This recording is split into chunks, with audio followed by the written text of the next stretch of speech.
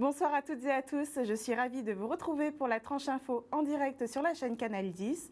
Au programme de cette soirée, nous aurons le journal local et régional qui sera suivi du Focus.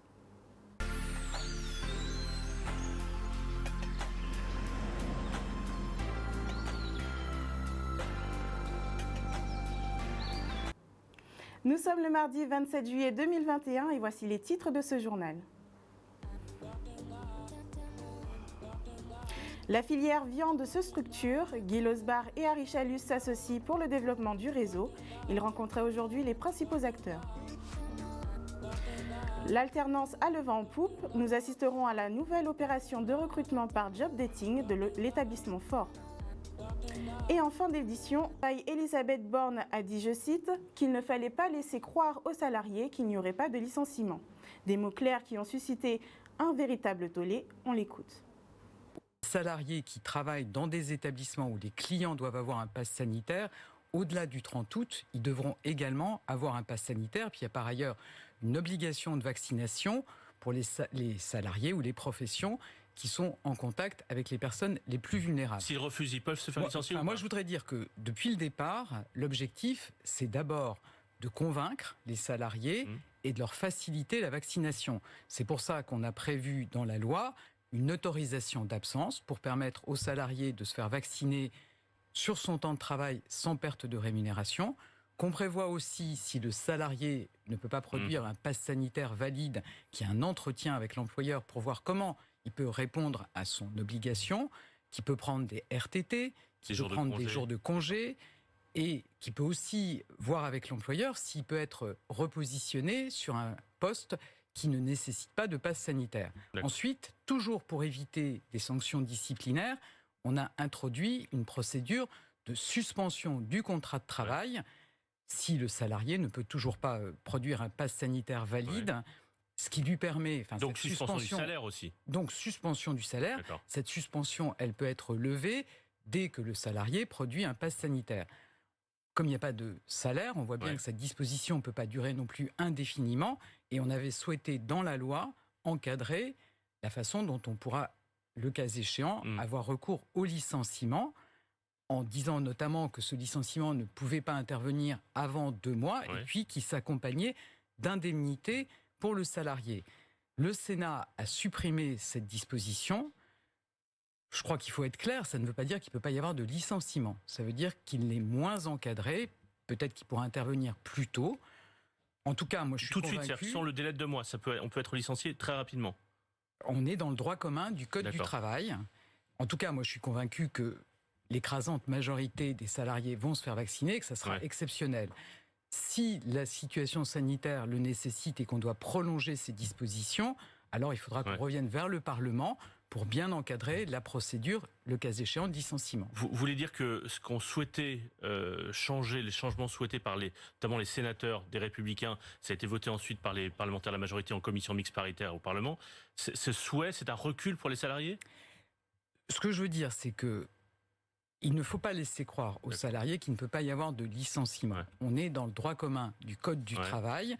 C'était important d'avoir un accord entre l'Assemblée et le Sénat pour que la loi entre en vigueur le plus rapidement possible. Vous avez vu que la reprise de l'épidémie, elle est fulgurante. Il y avait une urgence pour qu'il y ait un accord. Très important qu'il y ait un accord. Maintenant, du coup, la procédure n'est pas encadrée. Je vous dis, ça sera de toute façon ma conviction, c'est que l'essentiel des Français veut se faire vacciner. Ça sera le cas aussi des salariés. Il y a d'autres dispositions pour trouver d'autres chemins pour le salarié qui ne peut pas encore produire un pass sanitaire valide. Mais si ça doit se prolonger, il faudra qu'on revienne vers le Parlement pour bien encadrer cette procédure. Mais vous n'avez pas corrigé cette loi maintenant avec des décrets d'application, par exemple ? C'est de niveau législatif. Il y a des dispositions générales du Code du travail. Et si on doit redonner une procédure bien encadrée, protectrice pour le salarié comme pour l'employeur, il faudra qu'on revienne vers le Parlement. C'est avec stupéfaction que nos députés ont découvert un rapport de l'État préconisant la fermeture de l'usine de Marie-Galante. Des travaux menés en dehors du département qui n'ont fait l'objet d'aucune concertation. Ce constat est partagé par Victoire Jasmin, Olivier Servat et Max Mathiazin, qui n'ont pas manqué de se plaindre sur les réseaux sociaux. Le gouvernement n'entend pas suivre cette recommandation, mais mais une mission s'est rendue sur place début juillet et devrait rendre son rapport interministériel dans les prochaines semaines. On enchaîne avec la rencontre entre la région, le département et les acteurs de la filière bovine à la Chambre d'agriculture. Les présidents Guy Losbar et Harry Chalius ont travaillé de concert pour montrer leur volonté de structurer le réseau. Grâce à un contrat de gouvernance, la commission paritaire définit des objectifs et stratégies pour permettre l'élevage et la consommation de viande locale. Pour ce faire, une assistance efficace sera portée aux acteurs agricoles pour créer des emplois. Charlie Dagonia était sur place. C'est important aujourd'hui que nous puissions nous réunir et surtout montrer la volonté des deux collectivités de pouvoir structurer la filière bovine et la filière viande d'une manière générale, mais dans le cadre d'un développement global de l'agriculture. Et ma très grande satisfaction, c'est de voir que les principaux acteurs étaient présents, les producteurs, mais également l'INRA, qui on connaît son intervention, également les bouchers, le président de l'abattoir, enfin tous les acteurs possibles. Et nous avons pu montrer cette volonté et pu prendre cet engagement d'asseoir une stratégie avant la fin d'année, de manière à ce que nous puissions le quantifier, on puisse définir des objectifs sur des tonnages en termes de développement, des objectifs aussi en termes de délai, et qu'au fur et à mesure, l'on puisse voir que cette stratégie permet un développement de cette filière au niveau de la Guadeloupe. Nous avons choisi la Chambre d'agriculture qui devrait fédérer tout ce monde de manière à porter une assistance, de manière à ce que demain, nous puissions consommer de la viande locale, la viande fraîche, et pourquoi pas dans les lycées, dans les collèges, dans les communes de la Guadeloupe. Aujourd'hui, il n'est pas normal, avec plus de 10 000 hectares en friche, que nous ne puissions pas créer des emplois en Guadeloupe pour nos jeunes sur l'élevage, que ce soit volailles, bovins et autres. Donc on a les moyens, on a voulu d'abord les entendre.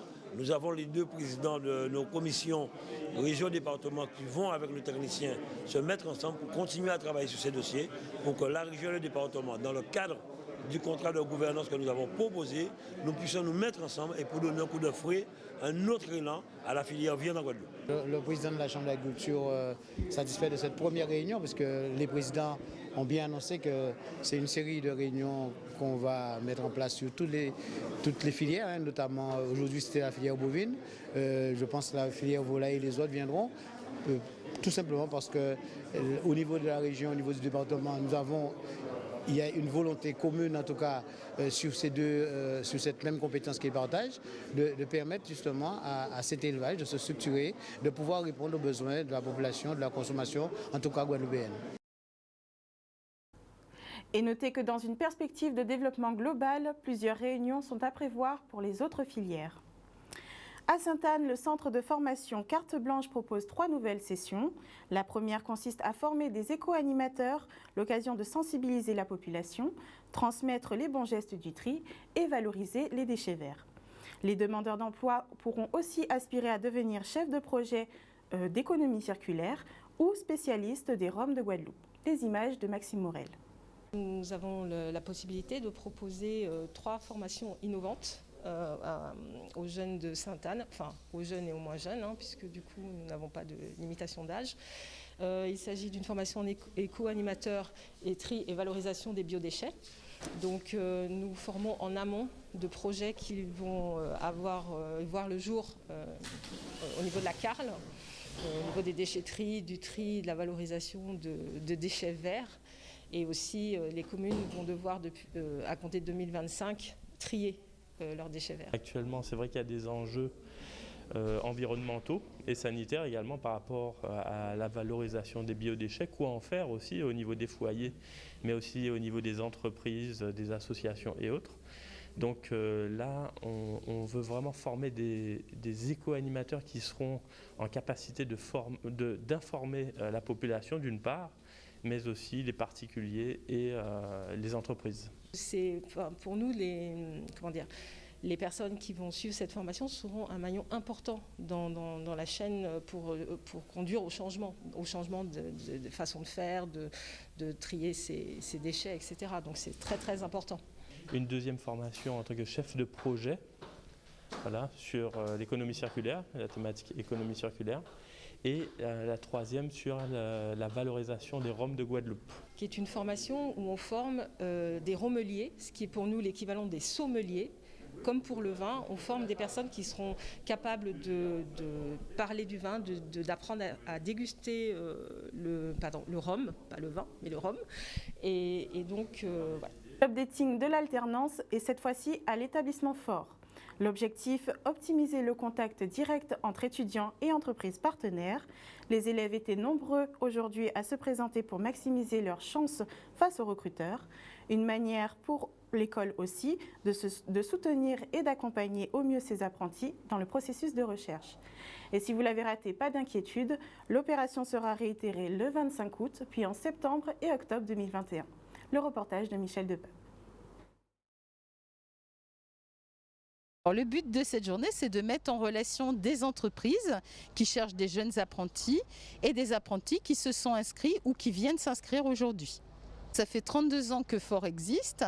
On avait déjà fait des portes ouvertes, mais on ne les avait pas appelées job dating. Aujourd'hui, on a envie d'instaurer une manière différente pour aider encore plus les jeunes. D'habitude, on les reçoit, mes collègues et moi. On les oriente, on envoie leur CV. Aujourd'hui, on a envie qu'ils aient le contact directement avec les entreprises. Donc, c'est le premier job dating, mais qui sera suivi d'une longue série, puisqu'il y en aura en août, 25 août, il y en aura en septembre, octobre. Pour moi, c'est très important d'être là aujourd'hui car j'ai très envie de trouver une entreprise quand même parce que c'est très important dans le but de l'alternance. J'ai envie d'avoir plus d'expérience professionnelle, c'est pour ça que j'ai choisi la voie de l'alternance. Et tout en alliant aussi le côté technique de l'école et tout, voilà, je trouve que c'est une bonne idée. C'est bien que l'école nous aide, entre guillemets, à trouver une entreprise. Donc nous 2 entreprises en 6 ans. Exactement, et aujourd'hui, comme on veut agrandir l'équipe, on vient au job dating pour voir si on trouve des petites perles rares qui pourront rejoindre l'équipe et pouvoir l'étoffer. Mais en ce moment, on va dire que l'alternance a le vent en poupe, donc il faut sauter sur l'occasion et voir si on peut trouver de bonnes personnes. Alors, le système de job dating, là aussi intéressant, c'est que c'est très rapide. On essaie de trouver les personnes qui vont répondre à nos attentes. Et donc du coup, ça nous fait voir 15, 20, 30 personnes en l'espace de 2 heures. Et ça, c'est très intéressant. Bon, aujourd'hui, on m'a dit que du bien de Fort Alternance jusqu'à aujourd'hui. Donc, je croise les doigts, c'est la deuxième opération que je fais avec eux. Donc, pas exactement la même chose, mais en tout cas, c'est la deuxième session d'alternance que je vais faire avec eux. Et jusqu'à aujourd'hui, j'ai pas eu de problématique. Donc, j'ai pas hésité lorsqu'ils m'ont proposé de faire un job dating.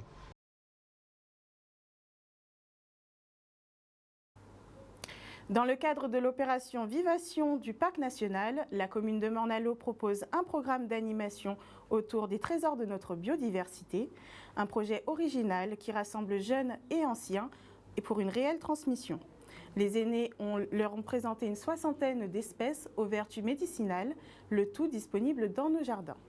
Plus qu'un simple savoir, c'est une véritable science d'aujourd'hui qui est cautionnée par les études.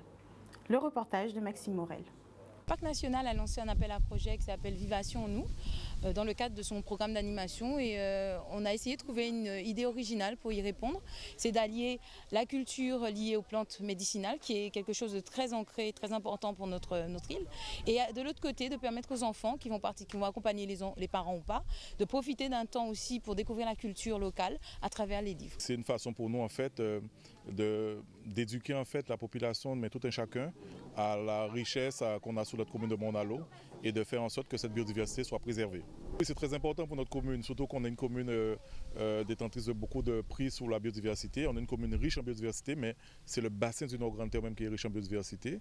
Et en fait, qu'est-ce qu'il y a de mieux en fait pour faire passer le message de la biodiversité à travers les enfants et tout un chacun. C'est un peu notre vie. Toutes les plantes médicinales et tout ça, on se soignait comme ça avant. Et la lecture jeunesse, c'est un petit peu associer, rassembler les plus anciens, la mémoire du pays et sa jeunesse. C'est un patrimoine qui appartient bien à la Guadeloupe. Ce sont les ressources du jardin créole, en particulier les plantes médicinales. Donc il y a m'accompagnant une dame qui cultive les plantes. Nous en avons emmené au moins une 60aine de plantes du jardin créole. On va montrer les plus utilisées et nous allons montrer aux participants qu'on peut se soigner avec les plantes quand il s'agit d'affections de santé primaire et même quand il s'agit d'affections lourdes telles que le diabète, telles que l'hypertension, le cholestérol, pour lesquelles il y a des recherches scientifiques qui sont faites en ce moment avec l'Université Antilles-Guyane en particulier et le CHU de Guadeloupe. On enchaîne avec la signature d'une convention entre la région et l'association Rêve de Large menée par Rodolphe Seffo. Dans le cadre du projet de participation à la Route du Rhum 2022, la collectivité s'est engagée au financement du départ de notre skipper. Une manière concrète de soutenir l'économie bleue au service de notre jeunesse. Le reportage de Michel Depape. Alors cette signature, c'est la première étape qui va sceller l'engagement entre la région Guadeloupe, l'institution région Guadeloupe et leurs ambitions de développer l'économie bleue et l'association Rêve de Large, dont je suis le représentant, au travers de notre projet de participation à la Route du Rhum 2022 et au travers, au plus large sens du terme, de notre projet de développement de l'économie bleue au service de la jeunesse guadeloupéenne. Ce sera ma 3e Route du Rhum et donc du coup mes ambitions comme toutes les précédentes ça va déjà être d'être au départ puisqu'on s'imagine très peu mais le chemin à parcourir avant de pouvoir s'aligner au départ de ce type de course. En plus quand on est guadeloupéen et semé d'embûches. Donc l'idée c'est de réunir un maximum de partenaires financiers et de signer un maximum de partenariats comme aujourd'hui avec la région Guadeloupe pour nous permettre d'avoir les ambitions, d'avoir les moyens de nos ambitions. Ensuite, sur ce projet, on va changer de catégorie, de passer sur un IMOCA 60, donc un monocoque de 60 pieds, qui est le bateau du Vendée Globe à la voile, puisque notre ambition future, ça va être de participer au Vendée Globe. Et du coup, pour cette Route du Rhum, on va arriver le mieux préparé possible, donc déjà de terminer la Transat et de représenter au mieux la Guadeloupe sur cette course en ayant la meilleure performance possible. Aujourd'hui, c'est Rodolphe Seffo qui est un skipper qui monte, très sérieux, qui a envie effectivement de se donner pour la Guadeloupe et qui prépare plusieurs compétitions, notamment le Jacques Vabre et la Route du Rhum. Donc je crois qu'il doit investir une somme assez conséquente. Donc c'est tout à fait normal que la région Guadeloupe puisse l'accompagner pour qu'il puisse monter son projet, mais surtout vivre son rêve. Et nous l'encourageons car c'est un jeune très sérieux, très calme, sobre, qui prend à cœur son travail, qui prend à cœur ce qu'il fait et qui a envie de se donner et faire plaisir aux Guadeloupéens. Nous l'avons toujours fait et je suis moi-même sportif. Nous devons les accompagner et c'est pour cette raison qu'on le veuille ou non, nous l'avions dit, le département aussi a accompagné, nous l'avons toujours dit, le contrat de gouvernance, c'est pour que nous puissions ensemble mettre les moyens pour pouvoir accompagner tous ceux qui ont un projet pour la Guadeloupe. C'est un projet qu'il a pour la Guadeloupe, pour les Antilles aussi, car il sera, je crois, l'un des seuls ultramarins ou guadeloupéens à participer au Jacques Vabre, une compétition très importante qui gagne en Martinique. Donc c'est tout à fait normal que nous puissions l'accompagner.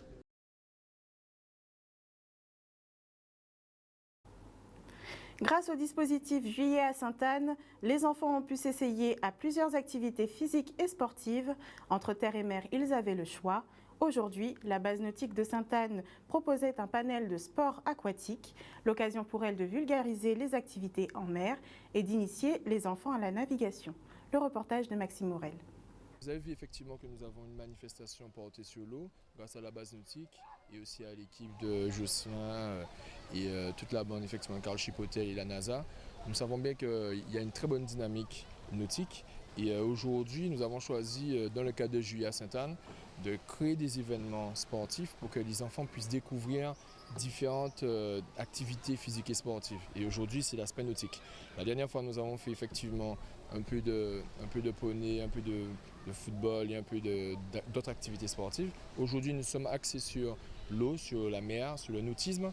Et vous avez vu derrière moi qu'il y a non seulement de la planche à voile, du kayak, il y a aussi de l'optimisme, du laser. Donc en fait, les enfants apprennent les prémices de la navigation, les prémices du savoir s'orienter, savoir prendre des décisions en équipe, savoir aussi comment se débrouiller. Dans ce cadre-là, effectivement, on doit profiter de l'espace qu'on a et qu'on puisse permettre aussi une plus large vulgarisation de l'activité. On a de la chance non seulement d'avoir une base nautique et des équipes compétentes, et avec aussi des projets très concrets, mais aussi on a la chance d'avoir un excellent plan d'eau qui permet déjà de comprendre comment on peut naviguer auprès et comment on peut naviguer. Donc voilà, donc en fait oui c'est utile parce que nos ancêtres déjà le faisaient déjà des relais entre les îles, donc on le savait déjà. Donc dernièrement il y a eu le Traditour qui a franchement été un franc succès et qui a permis d'avoir une certaine émulation. Et nous avons vu que ce matin les enfants justement pratiquent un peu de voile traditionnel. Puis donc en fait c'est vraiment très très important pour nous qu'une petite Sainte-Anaise, qu'un petit Saint-Anais puisse découvrir les prémices de la voile, de la navigation, de l'orientation et puis surtout découvrir le plan d'eau et aussi dépasser un peu les représentations qu'on a au niveau de la mer. Voilà, chers téléspectateurs, nous arrivons au terme de cette édition. Merci pour votre fidélité et n'oubliez pas que sur Canal 10 Télévision, vous faites l'information que nous diffusons. On se retrouve dès demain pour la tranche info à 18h30. En attendant, passez une très bonne soirée à l'écoute de nos programmes. See you!